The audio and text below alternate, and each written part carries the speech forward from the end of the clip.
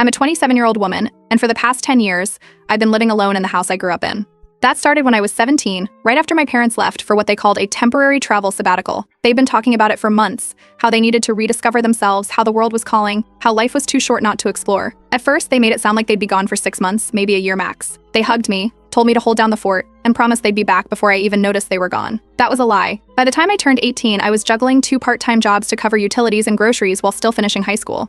They were already in Greece at that point, sending blurry selfies in front of ancient ruins and captions like living our best life. I still had to feed the cats, mow the lawn, deal with the broken AC unit, and figure out how to pay for the leaking water heater. Every time I asked about money, they brushed it off. "We'll reimburse you," they said. "Just keep the place running. You're doing great." I didn't go to college.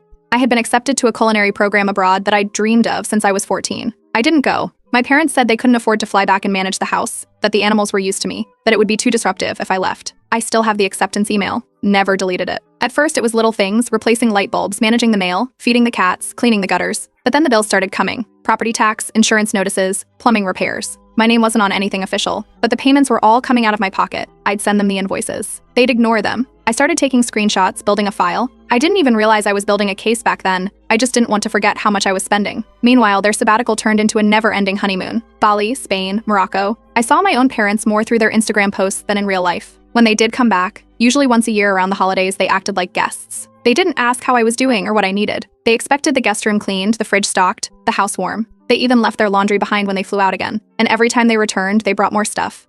Trinkets from Paris, masks from Ghana, carved boxes from Thailand. They filled up the closets, shoved my things aside, used up space in every room with souvenirs I never asked for. I started fixing the place up, not just because it needed it, but because I needed something to call mine. I saved for months and redid the kitchen myself, painted the exterior, paid for new flooring in the living room, got a new water heater. I wasn't living large, but I was making it work.